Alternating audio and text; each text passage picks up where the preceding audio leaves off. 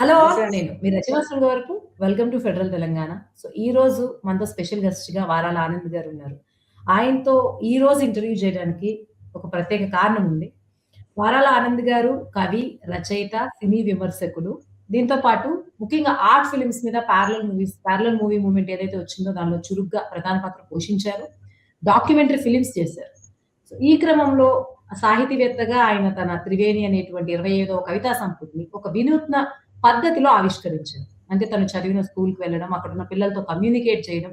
అంటే ఇప్పటి జనరేషన్ చాలా మటుకు సాహిత్యానికి దూరంగా వెళ్ళిపోతున్నారు అనే విమర్శలొస్తున్న సందర్భంలో, పిల్లల్ని సాహిత్యానికి దగ్గర చేసే క్రమం అనుకోవచ్చు. పిల్లలతో ఇంటరాక్ట్ ఎందుకంటే ఇప్పటి పిల్లలు ఆహ్, వాళ్ళ క్రిటికల్ థింకింగ్‌ని పెంచడానికి సాహిత్యం కూడా ఎంతో ఉపయోగపడుతుంది. అంటే ఒక రచయిత గురించి తెలుసుకోవడం గావచ్చు, అసలు సాహిత్యంలో ఏం జరుగుతుందని చిన్న వయసు నుంచి రచయితతో ఇంటరాక్ట్ అయ్యి తెలుసుకోవడం అన్నది ఒక కొత్త ప్రక్రియ. వాళ్ళలో కొంత ఇంట్రెస్ట్ కలిగిస్తుంది. సో, ఈ ప్రక్రియకి తెలుగు రచయితల్లో ఒక కొత్త ఒరవడిని సృష్టించారు వారాల ఆనంద్ గారు తన పుస్తకావిష్కరణ క్రమంలో. దాన్ని అందులో విద్యార్థులతో ప్రసంగించినప్పుడు లేకపోతే వాళ్ళతో ఇంటరాక్ట్ అయినప్పుడు వచ్చినటువంటి వాల్యుబుల్ ఇన్‌పుట్స్ గాని, క్వెషన్ ఆన్సర్స్ గాని ఇవన్నీ కలిపి దీంతో పాటు త్రివేణి పుస్తక సమీక్షలు అన్నీ గూడా కలిపి సంభాషణే సాహిత్యం అన్న పేరుతో ఒక పుస్తక సంపుటిని తీసుకొచ్చారు. అది ఆవిష్కరణ కూడా జరిగింది. సో, ఈ సంభాషణ సాహిత్యం అన్నది ఒక సాహిత్యానికి ఒక కొత్త అంటే సాహిత్యం అంటే ఒక రచయిత తన సొంత అనుభవాలు తను చెప్పాలనుకుందో సమాజానికి చెప్పేదే గాకుండా, పాఠకులతోనో, యువ వయసులో ఉన్నటువంటి పిల్లలతోనో ఇంటరాక్ట్ అవుతూ చేసేది. అది కూడా సాహిత్యమే అని చెప్పడం అన్నది దీంట్లో ఉన్నటువంటి ఒక కొత్త అంశం. ఇప్పటి జనరేషన్‌కి కావాల్సినటువంటి విషయం. సో, ఈ సంభాషణ సాహిత్యం గురించి అసలు ఆనంద్ గారు అప్పటి సాహిత్యానికి, ఇప్పటి సాహిత్యానికి ముఖ్యంగా జనరేషన్స్ పరంగా ఎలా చూస్తున్నారు? ఇలా చాలా విషయాలు మనతో చర్చించబోతున్నారు. సో, ఆ క్రమంలో భాగంగానే వారాల ఆనంద్ గారితో ఈ రోజు ఫెడరల్ తెలంగాణ ఇంటర్వ్యూ తీసుకుంటుంది. సో, ఆనంద్ గారు నమస్తే. Welcome to federal Telangana.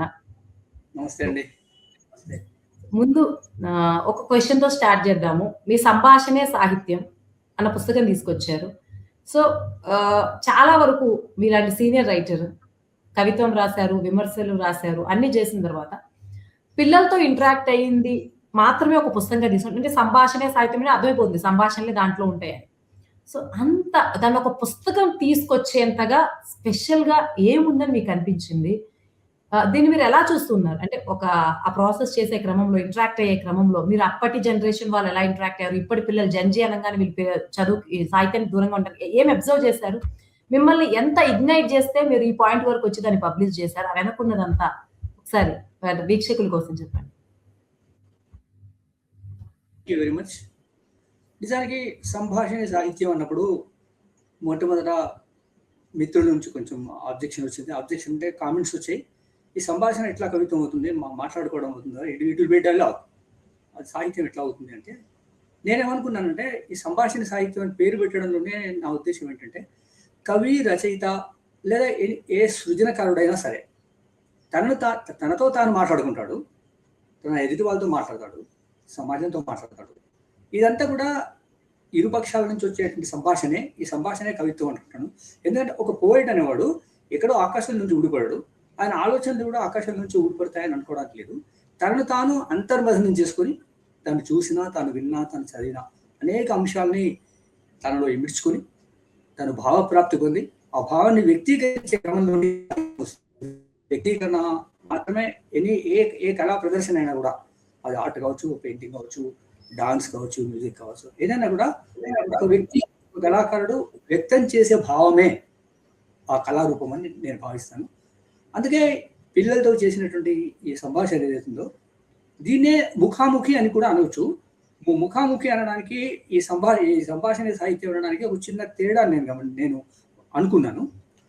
ముఖాముఖి అంటే ఎదుట ప్రశ్నలు వేస్తారు. ఇప్పుడు మనం చేస్తున్నాం కదా ఇంటర్వ్యూ లాగా, ప్రశ్నలు వేస్తారు, సమాధానం చెప్తారు. కానీ అక్కడ ఏం జరిగిందంటే అది స్కూలు.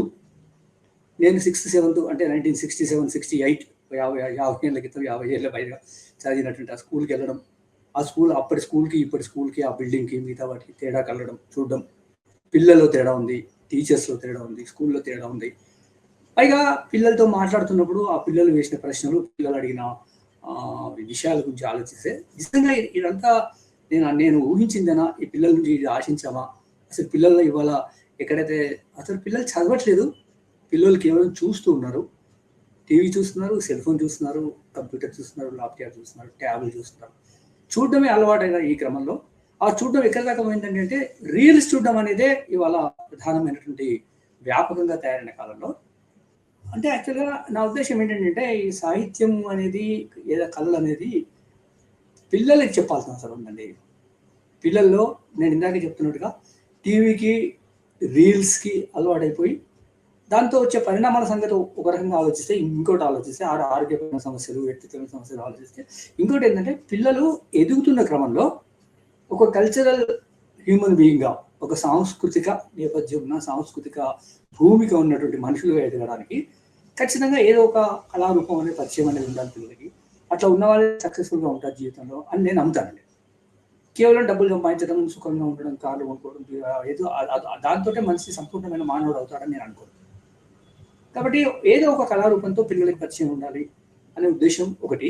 ఇంకోటి ఏంటంటే నేను ఇంతకాలంగా రాస్తూ వస్తున్న ఏదో సాహిత్యమో, సినిమాలో, విమర్శనో ఇదంతా కూడా కేవలం ఒక సర్కిల్, అంటే ఒక పోయిట్ సర్కిల్, ఒక రైటర్స్ సర్కిల్, ఒక రీడబుల్ ఎవరైతే ఉన్నారో వాళ్ళ వరకు మాత్రమే ఎందుకు పరిమితం కావాలి. అది ఒకసారి నేను నా గతంలోకి వెళ్ళి, నేను చదువుకున్న స్కూల్లోకి వెళ్ళి, నేను చదువుకున్న కాలేజీలోకి వెళ్ళి అక్కడ విద్యార్థులతోటి అక్కడ వాళ్ళ ముందు ఈ పుస్తకం చూపించి, ఈ పుస్తకం గురించి మాట్లాడి దాన్ని చేసినప్పుడు ఆ పిల్లలు ఎవరో ఒక 50 మంది పిల్లలు అంటే అందులో ఒకరో ఇద్దరు 5గురో ఇన్స్పైర్ అవుతారు. నాకు ఒక రకంగా సంతోషంగా ఉంటుంది. నా స్కూల్కి వెళ్ళాను. 50 ఏళ్ళ తర్వాత మీకు విషయం చెప్పాలి. ఇక్కడ కాకినాడ హై స్కూల్ అని ఎక్కడైతే నేను ఈ పుస్తకం బేస్ ఉందో ఆ స్కూల్ నుంచి 67, 68లో బయటకు వచ్చినంటే మళ్ళీ ఆ స్కూల్ ప్రాంగణంలోకి అడుగుపెట్టింది మొన్న ఉంది. అంటే దాదాపు ఒక 50 ఏళ్ళ తర్వాత మళ్ళీ ఆ స్కూల్కి వెళ్ళాను. ఇదే ఊళ్ళో ఉన్నాను, కరీంనగర్లోనే ఉన్నాను, కరీంనగర్లోనే కాలేజీలో పనిచేస్తాను, కరీంనగర్లో ఉన్నాను. ఆ స్కూల్కి వెళ్ళే అవకాశం పర్లేదు. అటువంటిది ఆ స్కూల్కి వెళ్ళి ఆ పిల్లలతో మాట్లాడుతున్నప్పుడు ఆ పిల్లల్ని ఎక్కడైనా మనం ఇగ్నైట్ చేయగలమా, ఒక ప్రేరేపణ చేయగలమా కళాత్మకమైనటువంటి దృష్టికోణం నుంచి. అది మళ్ళీ వాళ్ళని పిల్లల్ని కూర్చోబెట్టి ఇదిరా కవిత్వము, ఇది కథలు, ఉపన్యాసం పిల్లలకి అది బోర్గానే ఉంటుంది. ఇదంతా ఏదో క్లాస్ రూమ్లో చెప్పే పాఠ్యాంశం లాగా ఉండొద్దని ఒక ఇంటరాక్షన్ లాగా సరదాగా వాళ్ళు మాట్లాడుకోవడం, వాళ్ళు అడగడం, నేను చెప్పడం, ఆ బేస్ ఈ ఉద్దేశంతో పిల్లలతో మాట్లాడుతున్నప్పుడు అనేక విషయాలు అర్థమైందండి. పిల్లలు ఎట్లా ఆలోచిస్తున్నారు ఇవాళ కూడా. మనం ఇటువంటి ఆనంద్ గారు ఈ మధ్యలో ఒక క్వశ్చన్ అడుగుతాను. పిల్లలతో మీరు ఇంటరాక్ట్ అవుతున్న క్రమంలో, sorry to interrupt, but related కాబట్టి అడుగుతున్నాను. చాలా మంది మీరు ఇప్పటికీ చాలా ఇంటర్వ్యూస్ ఫేస్ చేస్తుంటారు. అంటే చాలా ఇంటర్వ్యూస్ ఇచ్చుంటారు పత్రికలకు గానీ, మీకు సాహిత్య అకాడమీ అవార్డు వచ్చినప్పుడు కావచ్చు. చాలా సార్లు ఇంటర్వ్యూలు ఇవ్వడం అన్నది ఇప్పుడు నేను అడుగుతున్నాను. ఆల్మోస్ట్ కొన్ని క్వెషన్స్ కామన్‌గా ఉంటాయి. మీ బాల్యం ఏంటో, విద్యాభ్యాసం ఏంటో, లేకపోతే మీ మొదటి రచన ఏంటో, మీ ప్రేరణ ఏంటో. ఇటువంటి క్వెషన్స్ అనేవి ఒక క్వెషనర్ ఆల్మోస్ట్ ఆల్ ఒక కామన్ గ్రౌండ్‌లో రన్ అవుతుంది. సో మీరు పుస్తకావిష్కరణ చేసినప్పుడు పిల్లలకి తెలిసుండి ముందే ప్రిపేర్ అయ్యి క్వెషన్స్ అడిగినట్టు అనిపించిందా? కామన్ క్వెషన్స్ వచ్చినాయా? పిల్లల్లో ఎవరైనా కొత్తదనం అడిగితే ఏ ఏరియాస్‌లో వాళ్ళు కొత్త క్వెషన్స్ అడిగారు? ఏది మిమ్మల్ని సర్ప్రైజ్ చేసింది? ఆ విషయాల గురించి చెప్పండి. అంటే వాళ్ళు వాళ్ళకి ముందు ఇట్లా ఆనంద్ వస్తున్నారు, స్కూల్లో చదువుకున్నారు అన్న విషయం పిల్లలకు తెలుసు, చెప్పారు అక్కడ ఉన్న టీచర్స్ ఆ విషయం చెప్పారు. కానీ క్వశ్చన్స్ ను వాళ్ళకి ఇచ్చి ట్రైన్ చేసినట్టు ఏమో అనిపించదు నాకు. అయితే నేను ఆశ్చర్యపోయింది ఏంటంటే ఆ పిల్లల్లో ఆ స్పాంటేనిటీ ఉంది చూసారా, స్పాంటేనిటీ బాగా నచ్చింది నాకు. వాళ్ళతో మాట్లాడుతున్నప్పుడు నేను వాళ్ళకి చెప్పడం కంటే వాళ్ళు చాలా విషయాలు చెప్పారు. అనే మామూలుగా స్టాండర్డ్ క్వశ్చన్స్ మీరు అన్నట్టుగా ఎక్కడ ఉన్నా కూడా ఈ అవార్డు వచ్చినప్పుడు మీకు ఫస్ట్ ఏమేమనిపించింది, లేదా మీ ఫస్ట్ పోయేమో రైటింగ్ పబ్లిష్ అయినప్పుడు మీరు ఎట్లా ఫీల్ అయ్యారు, ఇవన్నీ నార్మల్ క్వశ్చన్స్ అండి.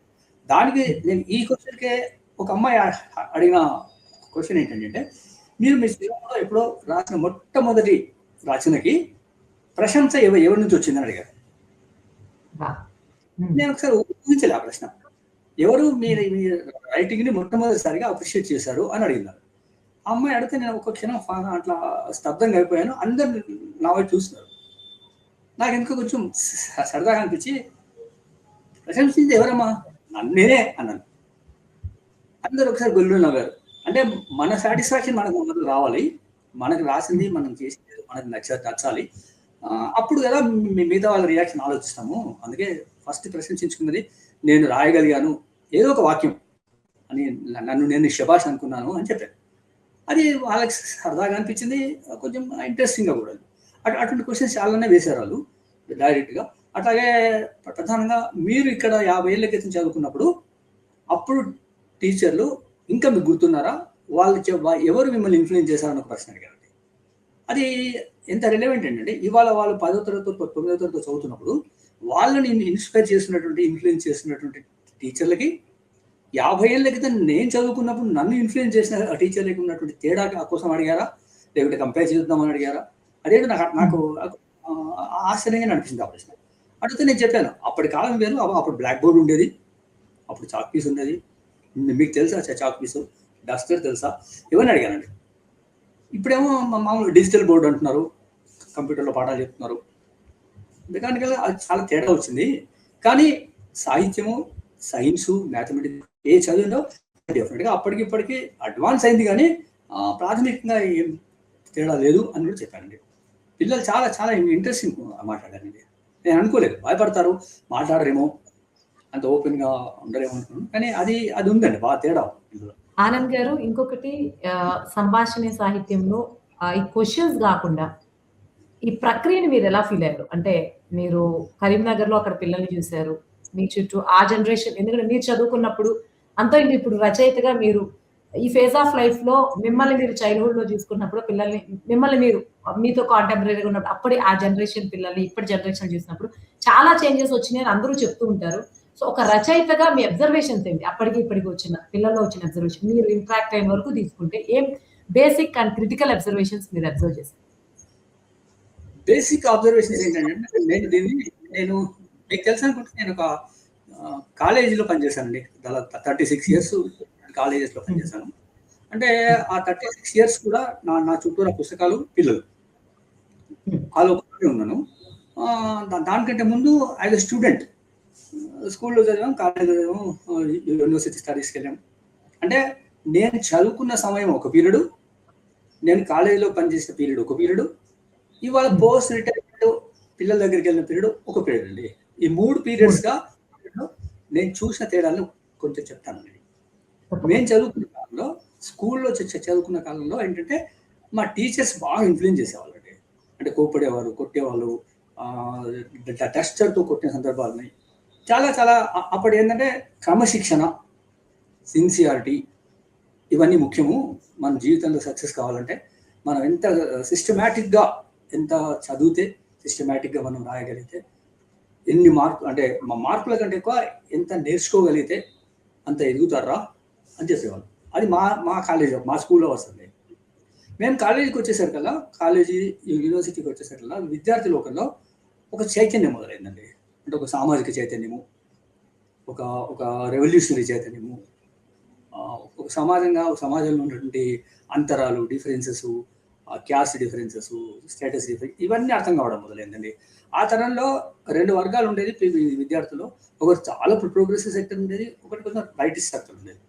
అది ఆ స్ట్రగుల్ బాగా చాలా రోజులు నడిచిందండి. అది అప్పటికి వాళ్ళకి. దాంతోపాటు నేను ఇక్కడ కరీంనగర్ డిగ్రీ కాలేజ్ వరకు వచ్చే వరకు, కరీంనగర్ టౌన్లో ఉన్న విద్యార్థులు అంటే ఆ పీరియడ్లో 75 వరకు, 60 to 75 వరకు 10-15 ఏళ్ల పాటు ఏంటంటే స్ట్రీట్ రౌడీస్ ఉండేవాళ్ళండి విద్యార్థులోనే, యూత్లోనే. అంటే ఒక వాడలో ఉన్న విద్యార్థులు లేదా యూత్ ఇంకో వాడకి వెళ్ళకపోవడం, ఆ వాడల మధ్య అంటే ఒక రౌడీయిజం లాంటి వాతావరణం ఉండేదండి. అది ఎప్పుడైతే 75 ప్రాంతంలో ఒక విప్లవాలకు సంబంధించినట్టు వాతావరణం ఈ ప్రాంతంలో వచ్చిన తర్వాత ఆ రౌడీయిజం తగ్గింది. సిన్సియర్గా చదువుకోవడం, సమాజాన్ని అర్థం చేసుకోవడం, ఆ సమాజం పట్ల కొంచెం సింపథెటిక్గా ఉండడం, సభలు, సమావేశాలు, ఇవన్నీ మొదలయ్యాయండి. ఎప్పుడైతే నేను 80లో జూనియర్ కాలేజీలో జాయిన్ అయినప్పుడు ఫస్ట్, అప్పటికి ఆ రౌడీయిజం ఛాయలు ఉండేదండి పిల్లలు. ఎంత టఫ్ పిల్లలు ఉండేవాళ్ళంటే, నేను ఒక చిన్న ఎగ్జాంపుల్ చెప్తానండి. 80లో జాయిన్ అయిన తర్వాత, అప్పుడు జస్ట్ 21 ఇయర్స్ ఆ పీరియడ్లో జాయిన్ అయ్యాను. కాలేజీలో ఏదో ఇష్యూ అయిందండి. ఒక తెలుగు మాస్టర్ ఏదో క్లాస్ చెప్తా ఉంటే ఏదో వచ్చేస్తే పిల్లలు ఆయనను రొమాంటిక్ క్వశ్చన్స్ వేసి, ఈ పద్యం అర్థం ఏంటి, అదేంటి, కొంచెం ఆయన ఇబ్బంది పెట్టారు.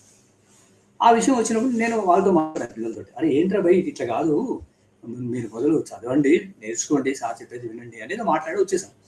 నెక్స్ట్ డే పొద్దున 10 మంది పిల్లలు వచ్చి, అంటే వాళ్ళు ఎంత టఫ్గా ఉండేవాళ్ళంటే, వచ్చి సీరియస్ వచ్చి పంచాయతీ కొట్టుకోవడానికి వచ్చినట్టుగానే వచ్చి, అసలు ఎవరు నువ్వు, నేను పెళ్ళైంది అని అడిగాను. I was shocked. అదేంటంటే మీరు ఇంటర్మీడియట్ చదువుతున్నారు, నేనేం మీ టీచర్ని, మీ లెక్చరర్ని, నన్ను అట్లా అడుగుతున్నారంటే, సార్ నేను దాన్ని రఫ్గా బాగా ఆ తరాన్ని చూశానండి. ఆ తర్వాత 2000 తర్వాత ఎప్పుడైతే ఈ కంప్యూటరైజేషను, ఎంసెట్లు, ఈ ఇంజనీరింగ్ కోర్సులో డిమాండ్ వచ్చినాక పిల్లల్లో ఆ ఫెరోషియస్నెస్ తగ్గిందండి. చదవడం ఎట్లా పోయింది, ఫెరోషియస్నెస్ తగ్గి ఎంతసేపు అకాడమిక్స్లో ర్యాంకులు రావాలి, ఆ తర్వాత స్కోర్ చేయాలి, 98% రావాలి, 99% రావాలి, మా మార్కుల గోల, ర్యాంకుల గోల, ఇంజనీరింగ్ మాత్రమే చదువు, మ్యాథ్స్ మాత్రమే చదువు అనే ఒక తరం ఆనంద్ గారు, ఆనంద్ గారు మీరు మాట్లాడుతున్న దానికి అప్పట్లో ఇప్పుడు సోషల్ మీడియా గాని, ఆబ్జెక్టివ్ ఆఫ్ స్టడీస్ గాని, అంటే ర్యాంకింగ్ ఇది మారడం అన్నది మీరు మంచి పని అంటే అప్పుడు అట్లా అంటే ఎంతో ఎంతో వాళ్ళలో కరేజియస్ నేచరు, ఒక ఓపెన్ నేచరు, వాళ్ళకి ఏది చేయాలనిపిస్తే అది కనిపించేటువంటి నేచర్ కూడా మీకు కనిపించి ఉంటుంది. లెక్చరర్స్ ఎదురు తిరిగి మాట్లాడడం. సో ఇప్పుడు అప్పటి నుంచి ఇప్పుడు ఏదో మార్కులకి ఇట్లా కుచించుకుపోవడమో లేకపోతే తగ్గిపోవడం, దీన్ని మీరు డెవలప్‌మెంట్ గా ప్రోగ్రెసివ్‌గా పాజిటివ్‌గా చూస్తున్నారా? లేకపోతే అదే బాగుందనిపిస్తుంది. అప్పటి స్టూడెంట్సే మీకు ఆ జనరేషన్ థాట్స్ అట్లా ఉండడమే బా అనిపిస్తుంది. మీకేమనిపిస్తుంది? మార్పు ఎలా కనిపిస్తుంది మీకు? అంటే మార్పు సహజమండి. ఎందుకంటే టెక్నాలజీ మారుతున్న క్రమంలో లేదా సమాజంలో వస్తున్నట్టు మార్పుల క్రమంలో పిల్లల్లో కూడా మా మార్పులు వస్తాయండి. దాన్ని యాక్సెప్ట్ చేస్తూనే ఇవాళ ఉన్న ప్యాసివ్నెస్ మీద నాకు మా మంచి అభిప్రాయం లేదండి. పిల్లలు ఫెరోషియస్గా ఉండాలని నేను అనట్లేదు, కానీ క్వశ్చన్ చేసేటువంటి ఒక సర్దు మంచి క్వశ్చన్ చేసేటువంటి ఇది ఇట్లా ఎందుకు అనే ప్రశ్న వేసేటువంటి తత్వం పోవడం అనేది సమాజానికి కానీ లోకానికి మంచిది కాదండి. అంటే భవిష్యత్ తరం వాళ్ళే కనుక, అంటే నేను ఒక ఎగ్జాంపుల్ చెప్పినట్టుగా 80s ఏదో నీకు పెళ్ళైందా అని అడిగిన అంత ఫెరోషియస్ కాకుండా కనీసం క్వశ్చన్ చేసే వాతావరణం ఉండేదండి. ఆ క్వశ్చన్ చేసే వాతావరణం ఇదేమిటి, ఈ ఇది లేదేంటి, ఫలానా లేదు కావాలి అని డిమాండ్ చేసే వాతావరణం పోయిందండి. ఎంతసేపు ప్యాసివ్నెస్, ఆ ప్యాసివ్నెస్ అనేది సమాజానికి అంత మంచిది కాదండి. ప్యాసివ్నెస్లో ప్రధానంగా ఏం జరిగిందంటే స్కోరింగ్, మార్కులు, ఉద్యోగాలు, సాఫ్ట్వేర్ ఉద్యోగాలు, అమెరికా, ఈ లోకంలో పడ్డ పిల్లలు ఆలోచించడం అనేది మర్చిపోతున్నారు అనేది నా కంప్లైంట్ అండి. నీ చుట్టూ ఏం జరుగుతుందో పట్టించుకోవట్లేదు, నీకు అర్థం కావట్లేదు. నీ ఫ్యామిలీ రిలేషన్స్ ఎట్లా ఉన్నాయో నీకు అర్థం కావట్లేదు. ఎంతసేపు క్యారియర్ అనేది అది క్యారియరిజం అవుతుంది తప్ప క్యారియర్ కోసం చేసే పోరాటం, క్యారియర్ కోసం చేసే స్ట్రగుల్ అని నేనే అనుకోవట్లేదండి. ఆ క్యారియర్ కోసం చేసేటువంటి అంటే మీరు చదువుద్దు, మీకు మార్కులు రావద్దు, మీరు ర్యాంకులు తెచ్చుకోవద్దు, మీరు అమెరికా పోయి డబ్బులు సంపాదించుకోవద్దు, అదేం చెప్పట్లేదు. వీటితో పాటు ఇంకో లైఫ్ ఉంది, ఇంకో కోణం ఉంది. జీవితం అంటే అది మాత్రమే కాదు, జీవితం అంటే సుఖం మాత్రమే కాదు. నేను ప్రధానంగా చెప్పదలుచుకుంది ఏంటంటే 2 ఉంటాయండి మనిషిలో. ఒకటి సుఖము కావాల్సింది, ఒకటి సంతోషం అండి. సుఖాల కోసం మీరు కష్టపడుతున్నారు, సోఫాలు కొంటున్నారు, కార్లు కొంటున్నారు, పెద్ద పెద్ద బిల్డింగ్ కొంటున్నారు, ఓకే, దానివల్ల మీకు సుఖం వస్తుందండి. సంతోషం ఎప్పుడు వస్తుంది? ఆ సుఖానికి సంతోషానికి మధ్య ఉన్నటువంటి ఆ లేయర్ ఏదైతే ఉందో ఆ లేయర్ని అర్థం చేసుకోండి, ఆ లేయర్ని బదులు కొట్టి సుఖం కంటే సంతోషం అనేది ముఖ్యము. సంతోషం ఎప్పుడు ఉంటుందంటే సాటివాడి పట్ల సింపతి ఉన్నప్పుడు, సాటివాడితో అభిమానం ఉన్నప్పుడు, పక్కవాడితో ప్రేమగా ఉన్నప్పుడు, మన అక్క, తమ్ముడు, చెల్లె, అన్న, ఎవరు మన బంధువులే కావచ్చు, మన మిత్రులే కావచ్చు, లోకంలో ప్రజలే కావచ్చు, ఆ సాఫ్ట్నెస్, ఆ సాన్నిహిత్యం, ఆ ప్రేమ, అభిమానం అవేమీ లేకుండా కేవలం డబ్బుల వెంట పరిగెడుతూ కేవలం సుఖాల వెంట పరిగెడితే సమాజం ఇంతకంటే క్షీణంగా తయారవుతుంది అనేది నా అభిప్రాయం అండి. ఇందాక నేను అడిగినట్టుగా అప్పటిప్పటికి ఉన్నటువంటి డిఫరెన్స్లో ఎందుకు వచ్చింది అంటే కేవలం ప్రభుత్వాలు, సమాజము, పేరెంట్స్ ఏ ఒక్కరిని అనడానికి లేదు, అందరము కలిసి పిల్లల్ని పరుగు పందాల్లో పెట్టామండి. దే ఆర్ ఓన్లీ రన్ చేయండి, కానీ రన్ చేస్తూ కూడా ఒక క్షణం ఆగి మనం ఎక్కడి దాకా పరిగేనా జీవితం అంటే అనేది కూడా వాళ్ళు ఆలోచించుకోగలిగే పరిస్థితి రావాలంటే పిల్లలకి డెఫినెట్గా ఏదో ఒక కళాత్మకమైన రూపాన్ని పరిచయం చేయాలి. అది కవిత్వమే కావచ్చు, కథలే కావచ్చు, డ్యాన్స్ కావచ్చు, మ్యూజిక్ కావచ్చు, ఎనీ ఆర్ట్ ఫామ్. ఒక ఆర్ట్ ఫామ్లో పిల్లలకి ఇంట్రడ్యూస్ చేయగలిగితే ఈ కంప్యూటర్ లోకల్ నుంచి, ఈ టెక్నాలజీ లోకల్ నుంచి వాడు ఇంకొక ఫేస్ని కూడా చూస్తాడు. ఆ ఇంకొక ఫేస్ని చూడడం అనేదే సంతోషానికి దారితీస్తుంది. లైఫ్లో భవిష్యత్తులో సుఖంగా ఉండడం మాత్రమే కాదు, సంతోషంగా కూడా ఉండాలి. సంతోషంగా ఉన్నప్పుడే ఒక రకమైనటువంటి ఆనందము, ఒక రకమైన గొప్ప అనుభూతి కలుగుతాయి. కాబట్టి ఆ పిల్లలకి స్కూల్లో కానివ్వండి, ఇంట్లో కానివ్వండి, సమాజంలో కానివ్వండి, ముఖ్యంగా పిల్లలకి చెబితేనే భవిష్యత్తు వాళ్ళది కనుక వాళ్ళు బ్లాక్ అండ్ వైట్లో ఉంటారండి. మనం ఏది చెప్తే అది రికార్డ్ అవుతుంది. కాబట్టి ఆ పని చేయాల్సిన అవసరం ఉంది. రైటర్స్, కవులు, రచయితలు, ఆర్టిస్టులు అందరూ కూడా పిల్లల దగ్గరికి వెళ్ళండి. Go to colleges, go to schools. సాధారణంగా ఇది బహుశా అంటే కొంచెం హార్డ్గా అనిపించవచ్చు, కానీ సాహిత్య సభలు పెడతామండి, పుస్తకావిష్కరణ సభలు పెడతాం.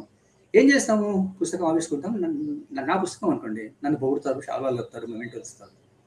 ఇంకో మీటింగ్ పెడితే ఇంకోటి పుస్తకం వస్తుంది, నేను చాలా చెప్తాను, నేను మూమెంట్ ఇస్తాను, ఆడియన్స్ వాళ్ళే, స్పీకర్స్ వాళ్ళే. అది కాకుండా if you go to schools and colleges, 50 మంది పిల్లలతో మాట్లాడడం, ఒక్కరో 5గురో ఇన్స్పైర్ అవుతారు, వాళ్ళ ద్వారా ఇంకొకరికి తెలుస్తుంది. అది జరగాల్సిన పని ఉందని నేను ఈ కార్యక్రమాన్ని నా ఇష్టం నా వ్యక్తిగతంగా ఫీలింగ్ తోటి చేశానండి. ఎందుకంటే ఒక పుస్తకాన్ని ఉస్మానియా యూనివర్సిటీ ఆర్ట్స్ రిలీజ్ చేశాను. ఒకటి నేను చదివి పనిచేసినటువంటి ఎస్ఆర్ఆర్ గవర్నమెంట్ డిగ్రీ కాలేజీలో చేశాను. అక్కడ పిల్లలతోటి ప్రతి చోట ఇలాగే చేస్తారా? ప్రతి చోట కాన్వర్సేషన్స్ అనేవి జరిగాయా? అవన్నీ పుస్తకాలుగా వచ్చాయా? చాలా సార్లు చేసే ప్రయత్నం, అంటే ప్రతిసారి పుస్తక ఆవిష్కరణే కాకుండా రెసిడెన్షియల్ స్కూల్స్లో, రెసిడెన్షియల్ కాలేజెస్లో ఎక్కడైతే నాకు అఫినిటీ ఉందో, అంటే అక్కడ స్టాఫ్ సపోర్ట్ చేయాలి కదండి, మనం నమ్మనాలి, మనం వెళ్ళాలి, టైం ఆర్గనైజ్ చేయాలి, అట్లా స్టాఫ్ ఎక్కడైతే సపోర్ట్ చేస్తారో అక్కడికి వెళ్ళి పిల్లలతో వర్క్ చేయించాను, రాయించాను. వాళ్ళకి చెప్పి రీడర్స్ క్లబ్ అని రీడర్స్ క్లబ్ పెట్టించాను. వేములవాడ కాలేజీలో, కరీంనగర్ చుప్పదండి కాలేజీలో, చాలా కాలేజెస్కి వెళ్ళి పెట్టాను. అది ఎంతకాలం సక్సెస్ అవుతుందంటే అక్కడ ఒక స్టాఫ్ మెంబరో ఎవరో లీడ్ తీసుకొని కంటిన్యూటీ ఉండాలి. అది జరగాలి. కానీ పిల్లలు అయితే జరుగుతుందా జరగట్లేదా? మీరు ఎక్కడైతే బుక్ క్లబ్స్, రీడింగ్ క్లబ్స్ చేశారో కంటిన్యూ అవుతుందా లేదా? ఆ విషయంలో కొంచెం అసంతృప్తి ఉందండి. అది బాగా సక్సెస్ఫుల్గా కంటిన్యూ అవుతుందా లేదా అన్నది కొంచెం డౌటే నాకు. ఎందుకంటే మళ్ళీ వెళ్ళి మనం ఇన్స్పెక్షన్ అది చేయలేం కదండి. కాబట్టి సరే ఇనిషియేట్ చేసాం, కొంతకాలం చేశారు. అట్లని కొన్ని కాలేజెస్లో పిల్లలతో రాయించి పుస్తకాలు వేశారండి. జరిగింది పిల్లలతో సమీక్షలు రాయించి, లేదా వాళ్ళతో కవిత్వం ఏదో ఒకటి కథ రాసి అవి పుస్తకాలు వేసిన సందర్భాలు ఉంటున్నాయి. అట్లా కూడా అక్కడక్కడ జరుగుతున్నాయి, జరగట్లేదని కాదు, బట్ ఇట్ ఈస్ లో. దీనికి ముఖ్యంగా ఏంటంటే కదండి, ఉద్యోగులకు పైనుంచి ఆర్డర్ వస్తే చేస్తారు, లేకపోతే చేయరు. మనం చెప్తే మనలాంటి ఆలోచించే వాళ్ళు ఎవరంటే ఆయన కొంచెం చొరవ తీసుకొని ప్యాషన్తో చేస్తున్నారు, కొత్త మార్పు తీసుకురావడం చేస్తున్నారు. కానీ అక్కడ అన్నిటికీ అనుకూలమైనటువంటి వాతావరణం ఉంటుందా లేదా అంది కొన్నిసార్లు సహకరించవచ్చు, కొన్నిసార్లు ప్రతికూల వాతావరణం ఉండొచ్చు. మరి ఆనంద్ గారు, ఫైనల్ గా ఒక క్వశ్చన్ మీరు చెప్పండి. సంభాషణ సాహిత్యంతో ఒక కొత్త ప్రక్రియను మొదలు పెట్టారు. సో దీంట్లో లోటుపాట్లు మీరు గమనించే ఉంటారు. సో ఈ కార్యక్రమాన్ని ముందు వేరే ఫార్మ్స్ లో ఎలా తీసుకెళ్లాలనుకుంటున్నారు, లేకపోతే ఇలాగే కంటిన్యూ చేయాలనుకుంటున్నారా? ఏదో ఒకసారి మొదలు పెట్టినాక తర్వాత దానికి ఏదో ఉంటుంది కదా, లాస్ ఉంటే కరెక్ట్ చేసుకుని ముందుకెళ్తాం, సక్సెస్ అయితే అదే ఫార్ములా వెళ్తాం. సో మీ ఫార్ములా ఏంటి దీని తర్వాత? యాక్చువల్గా దీనికంటే ముందు ఒక ఫార్ములా ఒక వర్క్ చేశానండి. ఎప్పుడైతే నేను సినిమాను ప్యాషనేట్ గా తీసుకొని ప్యారలల్ సినిమాని ఫిల్మ్ సొసైటీ మూవ్మెంట్ అని చేసినప్పుడు అది అక్కడ కూడా ఇదే సమస్య వచ్చిందండి. ఫిల్మ్ సొసైటీ సభ్యులు మాత్రమే వచ్చి సినిమా చూస్తారు, ఫిల్మ్ సొసైటీ సభ్యులు కూడా చూడడం తగ్గింది. అటువంటి సమస్యలు వచ్చినప్పుడు ఏం చేశానంటే క్యాంపస్ ఫిల్మ్ క్లబ్ అనే ఒక కాన్సెప్ట్ పెట్టండి. Campus film club, campus film club అని పెట్టి ఎక్కడెక్కడైతే నాకు కాంటాక్ట్స్ ఉన్నాయో ఆ కాంటాక్ట్స్ ఉన్న కాలేజీలకి ఒకసారి ఏం జరిగిందంటే, పార్సార్ గారిని కరీంనగర్లో పనిచేశారండి డిస్ట్రిక్ట్ కలెక్టర్గా. ఆయన ఇక్కడి నుంచి వెళ్ళి ఐఎన్పిఆర్లో డైరెక్టర్, మేనేజింగ్ డైరెక్టర్ ఉండేవాడు. ఆయన అడిగాను, ఇదే ఐడియా ఎక్స్ప్లెయిన్ చేశాను. ఎట్లా అంటే ఆయన ఏమన్నాడంటే, మీకు కాలేజియేట్ ఎడ్యుకేషన్ కమిషనర్కి నేను రాస్తాను, కొన్ని కాలేజ్ సెలెక్ట్ చేసి అఫీషియల్ ఆర్డర్ ఇవ్వమని నువ్వు వెళ్ళి వాళ్ళతో మాట్లాడు ఆ కాలేజీకి వెళ్ళి అంటే. అట్లా ఒక 10-12 కాలేజీలు అండి అప్పుడు ఉమ్మడి రాష్ట్రంలో. ఒంగోలు నుంచి శ్రీకాకుళం దాకా, ఆదిలాబాద్ దాకా ఒక 10-15 కాలేజీలకు వెళ్ళానండి. షెడ్యూల్ వేసుకొని కమిషనరేట్కి ఒక ఆర్డర్ తెప్పించి వెళ్ళి క్యాంపస్ క్లబ్లకు చేసి వాళ్ళతో ఒక 2 hours మాట్లాడదామండి పిల్లలకి. ఇప్పుడు మామూలు లెక్చర్ అంటే అంతసేపు మాట్లాడలేము, ఇంటరాక్షన్ ఎంతసేపు అయినా అవుతుందండి పిల్లలతో. పిల్లలు ఒక ప్రశ్న అడుగుతూ ఉంటారు, మనం ఎక్స్ప్లెయిన్ చేస్తాము, ఇంకో ప్రశ్న అనుబంధంగా ఇంకో ప్రశ్న వస్తుంది. ఓకే, అది ఇట్ విల్ డూ. సినిమా విషయం వచ్చేసరికి ఏం చేశానంటే, నేను ఇప్పుడు ప్రోగ్రామ్ చేశానండి, ఒక పవర్ పాయింట్ ప్రెజెంటేషన్ చేసి ద ఫస్ట్ ఫిల్మ్ ఏది, ఫస్ట్ వాయిస్ అంటే సౌండ్ వచ్చిన సినిమా ఇది, ఆ క్లిప్పింగ్స్ అని కలెక్ట్ చేసి ఆ క్లిప్పింగ్స్ ప్రొజెక్ట్ చేసుకుంటూ the evolution of cinema, origin and cinema మీద ఒక 2 hours ప్రజెంటేషన్ ఇచ్చాను. ఆ కాలేజీలలో చాలా రెస్పాన్స్ వచ్చింది. చాలా మంది ఆ తర్వాత కూడా ఫిల్మ్ వర్క్షాప్లకు వెళ్ళారు, ఫిల్మ్ ఇన్స్టిట్యూట్లకు వెళ్ళిన పిల్లలు కూడా ఉన్నారు. అది చేసాం.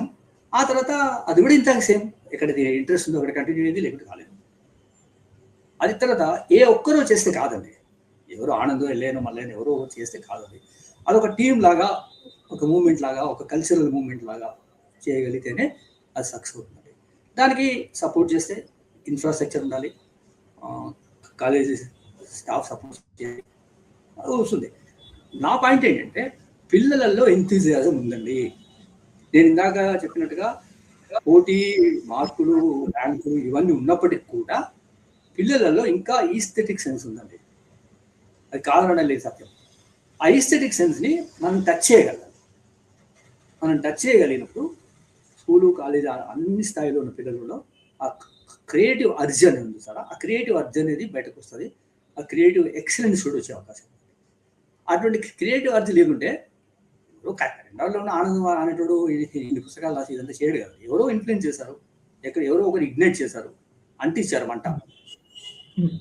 అలాగే మిగతా అందరూ కూడా ఇవాళ ఎవరైతే రాస్తున్నారో, సినిమాలు తీస్తున్నారో, ఆర్టిస్టులు ఉంటారో అందరికీ కూడా అంతే. ఎవరో ఎక్కడో చోట సంబడి విల్ ఇగ్నైట్ ఇట్. అట్లాగే ఇవాళ పిల్లల్ని మనం పట్టించుకోకుండా ఉంటే, కవులు, రచయితలు, కళాకారులు పట్టించుకోకుండా ఎవరి దారిలో వాళ్ళు ఎవరి పని వాళ్ళు చేసుకుంటే భవిష్యత్తుకి మనం తప్పు చేసిన వాళ్ళం అనుకున్నాం. భవిష్యత్ తరాన్ని మనం ప్రోత్సహించకుండా, వాళ్ళకి అందుబాటులోకి లేకుండా ఏది చదవాలి. ఇవాళ ఒక చిన్న ఎగ్జాంపుల్ చెప్తానండి. ఇంటర్నెట్లో అన్నీ ఉన్నాయండి అంటండి. ఎస్, ఇంటర్నెట్లో కవిత్వం ఉంది, కథలు ఉన్నాయి, సినిమాలు ఉన్నాయి. కానీ అన్ని ఉన్నటువంటి కలగూర గంపలు అంటే ఇంటర్నెట్లో ఏది చూడాలి, ఏది చదవాలి అనేది ఎవరో చెప్పాలి కదండి. అది లేకపోతే కష్టం అండి. కలగూర గంపలు గైడ్ చేయాలి. పలాన్ని చూడాలరా అని చెప్పాలి. లేకుంటే ఏది పడితే చూస్తారండి, అంతే కదా. ఏది పడితే చూస్తారు, ఏది అట్లా కాకుండా సెలెక్టివ్గా ఇది బాగుందిరా, ఇది చదవండి, నారాయణ రెడ్డి గారి కవిత్వం ఉంది, ఇది చదవండి, లేదా పలానా ఆయన సాహిత్యం చదవండి, పలానా మంచి సినిమా ఉంది చూడండి రా అని ఎవరెవరు చెప్పేవాళ్ళు కావాలి. అది ఎవరైతే నేర్చుకొని ఉన్నామో అంటే వాళ్ళు 40-50 వయసులో ఉన్న వాళ్ళంతా కూడా చదువుకొని వచ్చారు కదా, వాళ్ళు చెప్పాలి. తప్పకుండా ఉంటుంది ఫలితం. ఇంటరాక్షన్. ఫైనల్ గా మీరు ఏమనుకుంటున్నారో ఒక 2-3 నిమిషాల్లో చెప్పండి. సంభాషణ సాహిత్యం ద్వారా విద్యార్థులకు కానీ, మామూలుగా పాఠక లోకానికి కానీ మీరు ఏమైనా చెప్పాలంటే చెప్పండి, దాంతో కనిపించి. సంభాషణ సాహిత్యం అంటే అదేనండి, మాట్లాడాలండి. పిల్లలతో మాట్లాడాలి. పిల్లలతో మాట్లాడకుండా ఎవరి లోకంలో వాళ్ళు ఉంటే ఏమీ జరగదు. మనం వెళ్ళాలి, కాలు కదపాలి, వీలైనంత మేరకి వీలైనంత మంది పిల్లల్ని కలవాలి. అది డిగ్రీ పిల్లలు కావచ్చు, ఇంటర్మీడియట్ పిల్లలు కావచ్చు, ఎవరైనా సరే కలిసి మాట్లాడితేనే వాళ్ళు మనకు అర్థమవుతారు, మనం వాళ్ళకి అర్థమవుతాం. లేదా మనం చెప్పే విషయం పట్ల కూడా వాళ్ళకు ఒక సానుకూలమైన స్పందన ఉంటుంది. మనం కూడా ఎన్నో నేర్చుకుంటామండి. నేను కవుల, రచయితల, కళాకారులు నేను చెప్పే విజ్ఞప్తి. మీరు నేర్చుకున్న విషయాలు చెప్పరా ఫైనల్ గా? మీరు చాలా నేర్చుకున్నారని ఇందాక కూడా అన్నారు. మీరు నేర్చుకున్న విషయాలు అలా పాయింట్స్ గా చెప్పండి. దాంట్లో నేను నేర్చుకున్న విషయాలు ఏంటంటే మొహమాటం లేకుండా మాట్లాడాలి ఒకటి. తర్వాత ఇన్హిబిషన్స్ అంటారు కదా, ఆ ఇన్హిబిషన్స్ తొలగించుకోవాలి. పిల్లలు చాలా చాలా సూటిగా అడిగేశారండి ప్రశ్నలు. అంటే ఈ ప్రశ్న అడిగితే సార్ ఏమనుకుంటాడు అనేది లేకుండా వాళ్ళకి వచ్చిన అనుమానాన్ని అడిగారండి. ఒక మ్యాచ్యూరిటీ వచ్చి, ఒక వాయిస్ వచ్చి, ఒక మ్యాచ్యూరిటీ వచ్చిన వాళ్ళు ఎవరినైనా అడగడానికి చాలా మీనమేషాలు లెక్క పెట్టి అడుగుతామండి. ఇదంటే ఏమనుకుంటారు, అంటే ఏమనుకుంటారో, ఇది అడగొచ్చా అడగలదా తప్ప, ఇవన్నీ మీమాంసలు ఉంటాయి. కానీ పిల్లల్లో ఆ మీమాంస ఉంటుందండి, స్వచ్ఛదనం ఉంటుంది, సూటిగా ఉంటుంది. తక్కువని అడిగేస్తారు వాళ్ళు. తప్పైతే తప్పైందని చెప్తారు, తక్కువని అడిగేస్తారు. అది ఆ గుణం నాకు బాగా నచ్చిందండి. అటువంటి ఏ ఇన్హిబిషన్స్ లేకుండా మాట్లాడే లక్షణం అనేది గొప్ప లక్షణం అండి. ఇంకోటి ఏంటంటే నేర్చుకుందామనే లక్షణం అండి. పిల్లల్లో ఏదో కొత్త విషయాన్ని నేర్చుకోవాలనేటువంటి తపన ఉంటుంది చూసారా, అది పెద్దవాళ్ళలో ఉంటుంది. Will become rigid. I have read enough, నేను చాలా చదివాను. ఇప్పుడు మీరు ఎవరో రాశారనుకోండి, ఏముంది అనేటు ఒక రిజిడిటీ వస్తుందండి. పిల్లల్లో అది ఉండదు. అది మనం నేర్చుకోవాల్సిన అవసరం ఉంది. వాడేం రాశాడు, వీడేం రాశాడు, ఇదేముంది అదేముంది అనేటువంటి దాని నుంచి బయటపడగలటానికి, ఆ ఓపెన్నెస్ రావడానికి పిల్లలతో మాట్లాడుతూ బాగా హ్యాపీ అనిపిస్తుంది, బాగా సంతోషం. Thank you so much Anand గారు. సంభాషణ సాహిత్యం ద్వారా మీరు పిల్లల నుంచి నేర్చుకున్నవి, ఇప్పటి జనరేషన్ పిల్లలు ఎలా ఉన్నారు, ఆ మార్పులు ఏంటి, మీరు ఈ కార్యక్రమాన్ని తీసుకురావడం, అంతకుముందు చేసిన కృషి, మీకున్నటువంటి డిసాటిస్ఫాక్షన్ కావచ్చు, ఓవరాల్గా ఎలా ముందుకు తీసుకెళ్ళాలి అన్నిటి గురించి చాలా డీటెయిల్డ్గా ఈ డిస్కషన్లో చెప్పి పార్టిసిపేట్ చేసినందుకు thank you so much Anand గారు. గట్టి చర్చ. థ్యాంక్ యూ అండి, థ్యాంక్ యూ వెరీ మచ్.